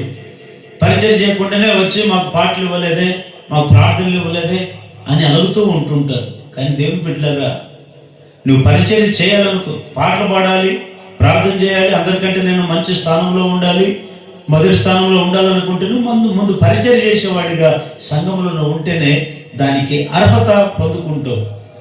పరిచర్య చేసే అర్హత చేయలేనప్పుడు పాటలు పాడే అర్హత నీకు ఎలా వస్తుంది? ప్రార్థన చేసే అర్హత ఎందుకు నువ్వు అవకాశం కలుగుతుంది? సమయాన్ని సద్వినియోగం చేసుకోలేవు, పరిచర్య చేయలేవు సంఘంలో. కానీ దేవుని బిడ్డలు అలా కాదండి, పరిచర్య చేసేవాళ్ళుగా నువ్వు ఉండాలి. అప్పుడే నీ మొదటి స్థానంలోనే దేవుడు నిలబెడతాడు. బైబిల్లో ఇంకో సందర్భాన్ని మనం చూసినట్లయితే యేసు ప్రభు వారు ఒక ఉపమానం చెప్పాడు. ఒక ఆయనకి ద్రాక్ష తోట ఉందండి. ఆ ద్రాక్ష తోటలో పనిచేయడానికి 2 మనుషులు పంపించాడండి. 2 మనుషులు పిలిచాడు పని చేయడానికి, పరిచర్య చేయడానికి. ఆ 2 వ్యక్తులు ఎవరో కాదండి, బయట వాళ్ళు కాదు, ఆయన కుమారులే. పెద్ద కుమారుని పిలిచి, రేయ్ మనకి ద్రాక్ష తోట ఉంది కదా, ఆ ద్రాక్ష తోటలకు వెళ్ళి పని చేసిరా, పరిచయం చేసిరా అన్నాడు. పెద్దవాడు అన్నాడు, నేను పోను అన్నాడు. రెండవని పిలిచాడు, రేయ్ మీ అన్నకి చెప్పాను నేను పోను అన్నాడు, మనకి ద్రాక్ష తోట ఉంది కదా, నువ్వు వెళ్ళి పని చేసినప్పుడు పరిచయం చేసినప్పుడు అంటే రెండోవాడు అంటాడు, నేను పోతానులే అన్నాడు కానీ పోలేదంట. మరి ఇద్దరు కుమారులలో ఎవరు తండ్రి చిత్తాన్ని నెరవేర్చాడు అని అక్కడ అడిగినప్పుడు మొదటివాడు అన్నారు. ఎందుకో తెలుసా? మొదటివాడు పోను అన్నాడు కానీ మనసు మార్చుకున్నాడంట. మరలా తర్వాత ఏం మనసు మార్చుకున్నాడు? నా తండ్రి ద్రాక్ష తోట దేనికి సాదృశ్యమై ఉందంటే సంఘానికి సాదృశ్యం. తండ్రి ఎవరికి సాదృశ్యం అంటే సేవకునికి సాదృశ్యం. ఆ ఇద్దరు కుమారులు ఎవరికి సాదృశ్యం అంటే సంఘ విశ్వాసులకు సాదృశ్యం. పెద్ద కుమారుడు నేను పోను అన్నాడు, మనసు మార్చుకొని వెళ్ళి పరిచయం చేశాడు. చిన్న కుమారుడు పోతాను అన్నాడు కానీ పోలేదంట. కానీ దేవుని బిడ్డలకు జాగ్రత్తగా వినండి, బైబిల్ ఒక మాట అంటుంది, నీ మాట అవునంటే అవును, కాదంటే కాదను అని. దేవుడు ఒకవేళ నీకు ఈ సంఘంలో పరిచయం ఇచ్చిండొచ్చు, సేవకుడుగా అంటాడన్నా పలానా రోజు నీవు పరిచయం చేయాలన్నా అని అన్నాడు అనుకోండి, అయ్యా సరే వస్తామయ్యా అని చెప్తుంటారు కొంతమంది. కానీ ఆ రోజు ఫోన్లు చేస్తే ఫోన్లు ఎత్తారు, రమ్మంటే రారు, ఏదో సాకులు చెప్పి తప్పించుకుంటారు. కానీ అలా ఉండకూడదు సంఘంలో. అయ్యా నేను నీకు మాట ఇచ్చాను, ఇది నీ పని కాదు, నా పని కాదు, దేవుడి పని కదా, దేవుడి కొరకు మనం అందరూ పనిచేస్తున్నాం కదా అని చెప్పి అవునంటే అవునైనా మాట్లాడు. నువ్వు ఏం చేయాలి తెలుసా? ఖచ్చితంగా వస్తానంటే వచ్చి పరిచయం చేస్తే మరింత దీవింపబడతావు, మరింతగా దేవుడు నిన్ను ఆశీర్వదిస్తాడండి. ఈరోజు కొంతమంది వస్తామంటారు, రారు. కొంతమంది రామంటారు, వచ్చి పరిచయం చేస్తుంటారు. కానీ అది కాదండి. మన క్రైస్తవులుగా పరిచయం విషయంలోనూ సరే, ఇంకొక ఏ విషయంలోనైనా సరే అండి, మనం అవునంటే అవును, కాదంటే కాదు అనేవాళ్ళలాగా మనం ఉండాలి. ఎందుకో తెలుసా? నీ మీద పెట్టుకుని ఉంటాడు సేవకుడు నమ్మకం, పలానా కుటుంబము పరిచయం చేస్తుంది కదా అట్లా అనుకుంటాడు. కానీ ఈరోజు నువ్వు మొదటి స్థానంలో నువ్వు ఉండాలనుకుంటే రెండవదిగా నువ్వు పరిచయం చేసేవాడిగా నువ్వు ఉండాలి. మూడో పైన చూసుకుందాం. యోహాను సువార్త 15వ అధ్యాయము 27వ వచనాన్ని చదవండి. మీరు మొదటి నుండి నా యొద్ద ఉన్నవారు గనుక మీరు సాక్ష్యమిత్తురు. చూడండి, యేసు ప్రభు వారు శిష్యుల గురించి చెప్పిన మాట. మూడవదిగా నువ్వు మొదటి స్థానంలోనే ఉండాలంటే మూడవదిగా ఏం చేయాలి తెలుసా? దేవుని కొరకు, సంఘం కొరకు సాక్షులుగా నువ్వు నిలబడాలి. అందుకే శిష్యుల గురించి చెప్పాడు, మొదటి నుండి మీరు నా యొద్ద ఉన్నవారు కనుక మీరు సాక్ష్యం ఇస్తారు అని వారి గురించి చెప్పాడంటే మొదటి స్థానంలో ఎవరైతే ఉంటారో మొదటి స్థితి నుంచి వారు చూసి ఉంటారు కనుక చూసిన వారే సాక్షులుగా నిలబడతారండి సంఘంలో. కానీ ఈరోజు కొంతమంది సాక్ష్యాలు చెప్తుంటారు కానీ సాక్షిగా ఉండలేరు సంఘంలో. ఏదో 10 మంది కనపడినప్పుడు 100 మంది కనపడరు సంఘంలో. ఏదో వారి ఘనతల కొరకు ఉన్నది లేనట్టు, లేదు ఉన్నట్టుగా కొంతమంది ఏదో అబద్ధపు సాక్ష్యాలు చెప్తుంటారు. కొంతమంది దేవుడు అట్లా చేశాడు, ఇట్లా చేశాడు, ఆకు కార్యాలు చేశాడు, ఈ అద్భుతాలు చేశాడు, సేవకుల ద్వారా ఇట్లాగే దేవుడు మమ్మల్ని మార్చాడు, అనేక బోల్డైన మాటలు చెప్తుంటారు. అని చెప్పిన ఆ సాక్ష్యాలు చెప్పినట్లుగానే సంఘం కొరకు నిలబడరు. చెప్పిన వాళ్ళు మళ్ళీ కనపడరు. మళ్ళీ ఎప్పుడో సంవత్సరంకో 2 సంవత్సరాలకో మళ్ళీ సంఘానికి వచ్చి అట్లాగా మకం చూపించి వెళ్ళిపోతుంటారు. కానీ దేవుని బిడ్డలారా, సాక్ష్యం అంటే అది కాదు. దేవుడు నీ జీవితంలో ఏం మేలులేదు చేసావో, నీ కళ్ళతో సంఘంలో జరిగిన ఆ గొప్ప కార్యాలు ఏమైతే నువ్వు చూసావో అవన్నీ కూడా నీవు సంఘములో సాక్ష్యం చెప్పడమే కాదు, సంఘం కొరకు నువ్వు సాక్షిగా నిలబడాలి. ఈరోజు నువ్వు నిలబడుతున్నావా? సంఘం కొరకు నిలబడుతున్నావా? పారిపోతున్నావా? సంఘంలో కష్టాలు వచ్చినప్పుడు, బాధలు వచ్చినప్పుడు, ఇరుకులు వచ్చినప్పుడు, ఇబ్బందులు వచ్చినప్పుడు, లేదా సేవకునికి కష్టాలు వచ్చినప్పుడు, సంఘానికి కష్టాలు వచ్చినప్పుడు నీవు నిలబడేవాడిగా ఉన్నావా? పారిపోయేవాడిగా ఉన్నావా? సాక్ష్యం చెప్పడం గొప్ప విషయం కాదండి. సంఘం కొరకు సాక్షిగా నిలబడడమే గొప్ప. చాలామంది ప్రారంభంలో మా దేవుడు అది చేశాడు, ఇది చేశాడు అని చెప్పి గొప్పగా ఏదో మంది కనపడినప్పుడు ఉద్రేకతలు చెప్తారు. చెప్పిన వారు నిలబడరు, కనుమరుగైపోతారు. అది క్రైస్తవులకు ఉండేటువంటి మంచి అలవాటు కాదండి. కానీ దేవుని బిడ్డలాగా ఈరోజు నువ్వు సంఘం కొరకు నిలబడాలి. అప్పుడే దేవుడు నిన్ను మొదటి స్థానంలో ఉంచగలుగుతాడు. ఆ మొదటి స్థానంలో ఉన్న నీవు దేవుడు మరింతగా నిన్ను ఆశీర్వదించునుగాక. అక్కడ మొదటి తెస్సలోనికి రాసిన పత్రికలో ఇంకొక మాట మనం చూస్తాం. మొదటి తెస్సలోనికి రాసిన పత్రిక 2వ అధ్యాయము 10వ వచనములో ఇక్కడ మనం చూసినట్లయితే, మేము విశ్వాసులైన మీ ఎదుట ఎంత భక్తిగాను నీతిగాను ఆనందముగాను ప్రవర్తించుతామో దానికి మీరు సాక్షులు, దేవుడును సాక్షి అంటాడు. చూడండి, పౌలు గారు తెస్సలోనిక సంఘానికి రాస్తూ ఆయన చెప్పిన మాట ఏమిటో తెలుసా? ఇదిగో సంఘమా, మీరు మమ్మల్ని చూశారు, మా భక్తిని మీరు చూశారు, మా నీతిని మీరు చూశారు, మేము ఎంత మర్యాదగా బ్రతికామో, తగ్గించుకొని బ్రతికామో, వినా విధేయతతో బ్రతికామో మీరు చూశారు. కానీ ఇవన్నీ చూసిన మీరే కదా సాక్షులు. మేము ఎంత నీతికి బ్రతికామో, ఎంత భక్తి కలిగి బ్రతికామో మీరే కదా దానికి సాక్షులు. మీరే కాదు, దేవుడు కూడా దానికి సాక్షులు అని సంఘానికి చెప్తున్నాడు. ఈరోజు కూడా సంఘంలో ఉండే సేవకుడు నీ కుటుంబం గురించి, నీ గురించి చెప్పాలి. అయ్యా, ఈ ప్రారంభం నుంచి మీరు సాక్షులుగా ఉన్నారండి సంఘానికి. ఎన్నో కష్టాలు వచ్చినా, బాధలు వచ్చినా, శోధనలు వచ్చినా, ఇబ్బందులు వచ్చినా ఏ విషయంలో తొలగిపోకుండా, ఏ విషయంలో పారిపోకుండా, ఏ విషయంలో చింత చేయకుండా వారు సేవకునికి నమ్మకంగా నిలబడ్డారు. సంఘంలో పరిచయ కొరకు నమ్మకంగా నిలబడ్డారు. సంఘం కొరకు, దేవుని కొరకు నమ్మకంగా సాక్షులుగా నిలబడ్డారనే సాక్ష్యము నీ గురించి 10 మంది చెప్పాలి. 10 మందితో పాటు సేవకుడుకు నీ గురించి చెప్పాలండి. అందుకే పౌలు గారు అంటున్నారు, ఆ సంఘంలో మేము ఎంత భక్తిగా ఉన్నామో, ఎంత నీతిగా ఉన్నామో, ఎంత మర్యాదగా మేము ఉన్నామో మీరే దానికి సాక్షులు అంటారు. దేవుని బిడ్డలు, ఈరోజు నువ్వు సాక్షి నిలబడుతున్నావా? లేదా ఆ సంఘం ఈ సంఘం అని తిరుగుతున్నావా? వారానికి ఒక సంఘాన్ని మారుస్తూ, వారానికి ఒక చర్చిని ఆధారం చేసుకుని, ఒక వారం ఈవో చర్చి, ఇంకో వారం ఇంకో మందిరం, ఇలా ఎంతకాలం ఒక సంఘంలో స్థిరపడలేవా? ఓ సంఘంలో నిలబడలేవా? ఓ సేవకుని కింద నువ్వు సాక్షిగా ఉండలేవా? ఓ సేవకుని అనుసరించలేవా? ఈరోజు అదే కాదండి. కొన్నాళ్ళు ఒక సేవకుని, ఒక సంఘాన్ని అనుసరిస్తారు, ఇంకో కొన్నాళ్ళు ఇంకో సేవకుడు ఇంకో సంఘాన్ని అనుసరిస్తారు. ఇలా బోల్డెంత మంది అనవసరమైనటువంటి సంఘాలు, ఆ సంఘాలు ఈ సంఘాలు తిరిగి ఉన్న విశ్వాసాన్ని కూడా కోల్పోయి, ఉన్న భక్తిని కూడా కోల్పోయి, ఎక్కడ కాకుండా తిరిగి లోకంలోనే కలిసిపోయి వారి జీవితాన్ని నాశనం చేసుకునే వాళ్ళు బోల్డెంత మంది కనబడుతున్నారండి సమాజంలో. దేవుని బిడ్డలారా, ఈ దినాల్లో సంఘాలు తిరిగే దినాలు కాదు. ఒక సంఘమును స్థిరపరచబడండి, ఓ సంఘం కొరకు నిలబడండి, ఓ సేవకుని కొరకు నిలబడండి, దేవుని కొరకు నిలబడండి, సాక్షులుగా మారండి. వీలైతే అత సాక్షులుగా మనం మారాలి. కానీ ఈరోజు అలా కనబడట్లేదండి. ఎంత చెప్పినా కొంతమంది సాక్షులుగా ఉండట్లేదు. యేసు ప్రభుకు 12 మంది శిష్యులు ఉన్నారు. 12 మందితో పాటు 12 మంది శిష్యులుగా తయారు చేశాడు. ఆయన ఉన్నప్పుడు ఏ గ్రామానికి వెళితే అందరూ వెంటే వెళ్ళేవాడు.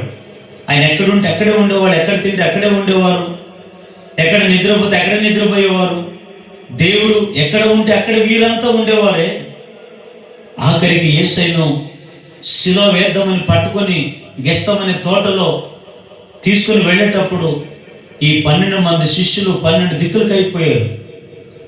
ఆఖరికి ప్రాణం పెడతానన్న పేతురు గారి కూడా తన ప్రాణాన్ని కాపాడుకునే జీవితం కొరకు, తన ప్రాణాన్ని కాపాడుకోవాలని ఆశతో తిరిగి ఆయన కూడా యేసు ప్రభువును దూరం దూరం నుంచి చూసుకుంటూ ఉన్నాడు. కానీ దేవుని కొరకు నేను ప్రాణం పెట్టాలి, ఆయన కొరకు నా వంతుగా నేను నిలబడాలనే ఆలోచన కోల్పోయాడండి పేతురు గారు. యూదా ఇస్కరియోతు యూదా కూడా యేసు ప్రభు తింటున్నాడు, ఆయన చేస్తున్న అద్భుతాలు చూశాడు, అన్ని చూశాడు.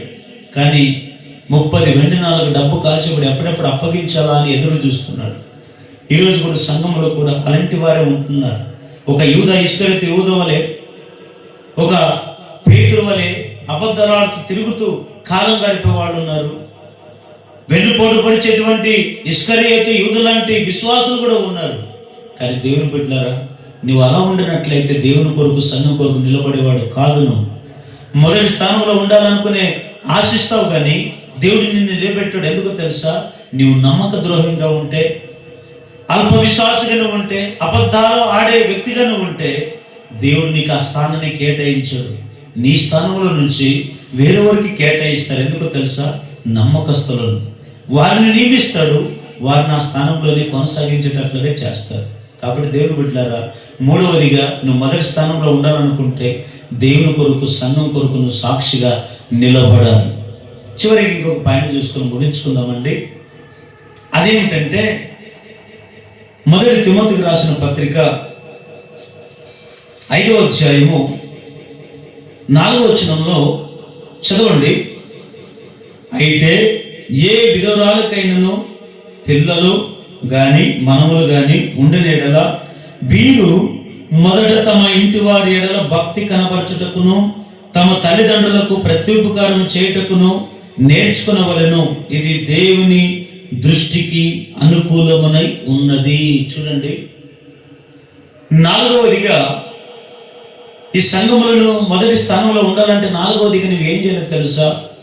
నీ ఇంటి వారి ఎదుట నీ భక్తిని నువ్వు కనపరచుకోవాలంట.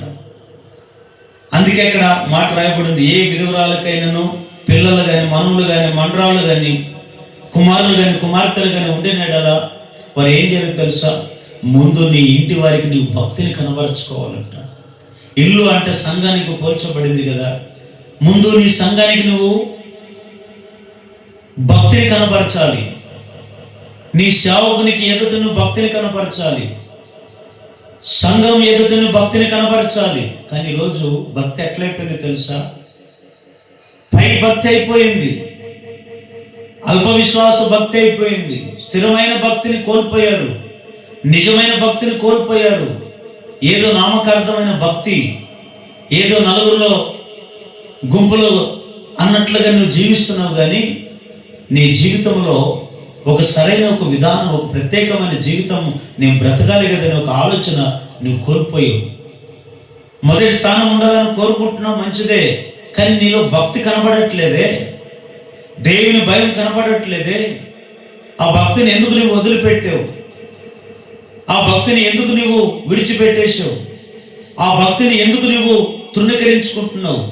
10 మందిలో ఒకలాగా, ఒంటరిగా ఉన్నప్పుడు ఒకలాగా ఎందుకు అలా మార్చబడుతున్నావు? ఒక ఊసురు వల్లే కొంతమంది తయారైపోతుంటారు. ఏ సంఘానికి వెళితే ఆ రంగం మారుస్తుంటారు, ఏ ఇంటికి వెళితే ఆ రంగం మారుస్తుంటారు, ఏ సంఘానికి ఏ సేవకుల దగ్గరికి వెళితే ఆ రంగులు మారుస్తూ తిరుగుతుంటారు. కాదండి, రంగులు మార్చేది ఊసురు వల్లు, కానీ భక్తులైతే మార్చరండి. ఒక నిజమైన భక్తుల్లాగా వారు జీవిస్తారు, నిజమైన భక్తులాగే వారు చనిపోతారు, నిజమైన భక్తుల్లాగే దేవుని రాకుండా ఎత్తబడతారు. ఈరోజు నీ భక్తి ఎంతవరకు పనికొస్తుంది? నిన్ను చూసి నీ తల్లిదండ్రులు మెచ్చుకుంటున్నారా? నీ అన్నదమ్ములు మెచ్చుకుంటున్నారా? లేదా నీ సేవకుడు మెచ్చుకుంటున్నాడా? లేదా సంఘస్థులు అందరూ నిన్ను మెచ్చుకుంటున్నారా? అయ్యా, ఒకప్పుడు తినుచు త్రాగుచు ఇష్టానుసారంగా బతికేవాడు ఈరోజు నువ్వు మంచి భక్తిగా అయిపోయావని నీ గురించి మంచి సాక్ష్యం చెప్తున్నారా? లేకపోతే నీ గురించి మరలా చెడ్డ సాక్ష్యం చెప్తున్నారా? ఒకసారి నువ్వు ఆలోచించాలి. దేవుని బిడ్డలారా వినండి, ఈరోజు నీ భక్తి 10 మందిలో ఉన్నప్పుడు ఒక రకమైన భక్తి కాదండి, ఒంటరిగా ఉన్నప్పుడు ఇంకొక రకమైన భక్తి కాదండి. మన భక్తి అంతా ఎప్పుడు ఒక నిజమైన భక్తులాగా మనం మార్చబడదాము గాక. బైబిల్లో ఎంతోమంది భక్తులు ఉన్నారండి. యోబు భక్తుడు, ఎంత భక్తుడైనా. కొర్నేలి ఎలాంటి భక్తుడైనా. దావీదు ఎలాంటి భక్తుడైనా. సమూయేలు ఎంత భక్తుడైనా. చూడండి, మన పితరులు ఎంతోమంది భక్తుల్లాగా ఉన్నారండి. భక్తుల్లాగానే ఉన్నారు. ఆ మొదటి స్థానంలోనే దేవుడు నిలబెట్టాడు. భక్తుల్లో నుంచి వారు మరణించారు, నీతిమంతులకు మార్చబడి మరణించినట్లుగా మనం చూస్తున్నాం. కానీ ఈరోజు నీ జీవితంలో ఒకవేళ ఆ భక్తిని మర్చిపోయి వేషధారుల వల్ల నువ్వు జీవిస్తున్నావు సంఘంలో, అలా ఉండకూడదు. ముందు మొదటి స్థానంలో నువ్వు ఉండాలనుకుంటే, నాలుగవదిగా నీ భక్తిని నీ ఇంటి వారికి కనబరచాలి. అసలు భక్తి అంటే ఏమిటి? ఏదో పాటలు పాడడం, ప్రార్థన చేయడం, ఇంకా రకరకాల ఎప్పుడు మనకి ఇష్టానుసారం వచ్చి వెళ్ళిపోవడం, ఇదే భక్తి? క్రిస్మస్ వస్తే యేసుని ఆరాధించడం, మిగిలిన వేరే లోకస్తులు కనపడినప్పుడు వారిలాగా జీవించడం, ఇదే భక్తి? భక్తి అంటే ఏమిటో తెలుసండి. యాకోబు రాసిన పత్రిక 1వ అధ్యాయము 26వ ఏమని రాయబడిందో చదవండి ఒకసారి. ఎవడైనా నోటికి కళ్ళం పెట్టుకొనక తన హృదయమును మోసపరుచుకొనుచు భక్తి గలవాడు అనుకుని ఎడల వాని భక్తి వ్యర్థమే. తండ్రి అయిన దేవుని ఎదుట పవిత్రమును నిష్కలంకమైన భక్తి ఏదనగా దిక్కులేని పిల్లలను విధవరాండ్లను వారి ఇబ్బందులను పరామర్శించుటయు ఇహలోక మాన్యుల్యమును తన కంటకుండా తను తాను కాపాడుకొని ఉండడమే భక్తి. చూడండి, భక్తి అంటే మీరు అనుకుంటారు ఏదో బాగా పాటలు పాడితే భక్తి అనుకుంటారా? ఏదో అందరి ముందు నిలువు మోకాళ్ళు వేసి ఒక 10 నిమిషాలు 15 నిమిషాలు అర్ధగంట ప్రార్థన చేస్తే భక్తి అనుకుంటున్నావా? అది కాదు. నటించడం వేరే, జీవించడం వేరే. కొంతమంది నటిస్తుంటారు. నటన మనకు వద్దండి. నటన జీవితం మనకు అవసరం లేదండి. మన జీవితం అంతా 10 మందిలో ఒకే రకంగా ఉండాలి, ఒంటరిగా ఉన్న ఒకే రకంగా ఉండాలి. 10 మందిలో ఉన్నప్పుడు ఒకే మాట మాట్లాడాలి, ఒంటరిగా ఉన్నప్పుడు ఇంకొక రకంగా ఒకే మాట మాట్లాడాలి. కానీ ఈరోజు ఒక్కొక్కరితో ఒక్కొక్క మాట కొంతమంది కొండెగాళ్ళు ఉంటారు. ఇక్కడ అక్కడ మాట ఇక్కడ, నీ మాట నాకు, నా మాట నీకు. ఇది కాదు భక్తి. అందుకని కొంతమంది నోటికి కళ్ళం పెట్టుకోమని యాకోబు గారు అంటాడు. ఎందుకు కళ్ళం పెట్టుకో తెలుసా? కొంతమందికి ముసలమ్మ ముచ్చట్లు, ఎంతసేపున్న భక్తి. చర్చిలోనేమో గడగడ పాటలు పాడుతుంటాం, మంచిది ఆ భక్తి. ఏ నాలుగుతో దేవుని పాట పాడతావో అదే నాలుగుతోనే ఇతరులను శపిస్తున్నావు, అదే నాలుగుతోనే ఇతరుల మీద నేరాలు మోపుతున్నావు, అదే నాలుగుతోనే ఇతరుల మీద అబద్ధాలు చెప్తున్నావు, అదే నాలుగుతోనే ఇతరులను తిడుతున్నావు, బూతులు తిడుతున్నావు. కానీ అదే నాలుగుతోనే అదే నోటితోనే దేవుని స్తుతిస్తున్నావు. ఇదే భక్తి కాదు కదండి. దేవుడు మనకు నేర్పించిన భక్తి అది కాదు కదా. మరి ఏమిటాయి భక్తి అంటే? దిక్కులేని పిల్లలకు, విధవరాండ్లకు, అనాథులకు, ఇబ్బందులలో ఉన్నవారిని పరామర్శించడమే నిజమైన భక్తి. నిజమైన భక్తులు ఏం చేస్తారంటే, సంఘంలో ఎవరికైనా అనారోగ్యం వస్తే వారు చూడడానికి వెళ్తారు, వారు పరామర్శిస్తారు. కొంతమంది లేని వాళ్ళు ఇంట్లోకి వెళ్ళరు, ఉన్నవాళ్ళు ఇంట్లోకి వెళుతుంటారు. డబ్బు, ఆస్తులు, అంతస్తులు, హోదాలు, పేరు, ప్రాఖ్యత, ఆస్తులు, అంతస్తులు, డబ్బున్న వాళ్ళు ఇంట్లోకి వెళ్తారు. వారికి ఇబ్బందులు వస్తే వెళ్ళి పరామర్శిస్తుంటారు. వాళ్ళని కాదు. యేసు ప్రభు వారు అలా అనుకుంటే ఆయన ఉన్న దినాలు బోల్డ్ ఎంతమంది ధనవంతులు ఉండేవారు, వారికి ప్రిఫరెన్స్ ఇచ్చేవాడు. కానీ వాక్యం అంటుంది, ధనాపేక్ష సమస్త కీడునకు మూలమని. సూర్య వజ్యంలో వంటే దొరుటైన సులభం, కానీ ధనవంతుడు పరలోక రాజ్యంలో చేరడం అసంభవం, చేరలేడు. కానీ ఈరోజు సంఘంలో పేదవారికి ఒక న్యాయం ఉంటుంది, ఉన్నవాళ్ళకి ఇంకొక న్యాయం చెప్తుంటారు. సేవకుల్లో కూడా కొంతమంది, అయ్యా మాకు రోగాలు వచ్చాయి, మా కొరకు ప్రార్థన చేయండి అని లేని వాళ్ళు పిలిచారనుకోండి, వాళ్ళ ఇంటికి వెళ్ళారు కొంతమంది. వాళ్ళ ఇంటికి వెళ్తే ఎందుకు వెళ్ళాలి, వాళ్ళ ఇంటికి వెళ్తే ఎంత ఇస్తారు, వాళ్ళ ఇంటికి వెళ్తే ఏమి ఇస్తారు, ఇట్లా ఆలోచన చేసి వాళ్ళ ఇంటికి వెళ్ళకోకుండా డబ్బు, ఆస్తులు, అంతస్తులు ఉండేవారి ఇంటికి వెళ్ళి వారిని పరామర్శిస్తుంటారు. కానీ దేవుడు మనకి ఎక్కడ చెప్పలేదు కదండి. బీదలైన మీరు ధనులు పరలోక రాజ్యం మీద అన్నాడు. బీదలను గణపరిచాడు, లేని వారికి సహాయం చేశాడు, లేని వారికి ఎంతో మేలులు చేశాడు. ఆయన ఉన్నవాళ్ళని ఉన్నట్లుగా ఎప్పుడు చూడలేదండి. లేని వాళ్ళకి ఇవ్వాలనేది ఆయన లేని వాళ్ళని చూశాడు, కానీ ఉన్నవాళ్ళని ఎక్కడ పక్కన పెట్టాడు. ఈరోజు మన పరిస్థితి ఎట్లుందంటే, ఒకరి స్థితి ఒకరు. వారికి ఏదైనా బాధలు ఉన్నాయని ఎవరైనా ఫోన్ చేస్తే వెళ్ళరు, పరామర్శించాలి, ఇబ్బందులు. అదే నిజమైన భక్తి.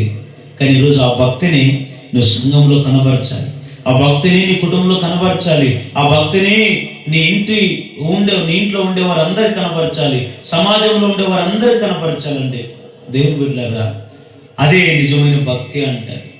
ఈరోజు నువ్వు మొదటి స్థానంలో ఉండాలనుకుంటే, 4వదిగా నీ సంఘములో నీవు భక్తిని కనబరిచేవాడిగా నువ్వు ఉండాలి. 4వదిగా నీ సంఘములో ఆ భక్తిని కనబరచాలి. అప్పుడే నువ్వు మొదటి స్థానంలో నువ్వు ఉంటావు.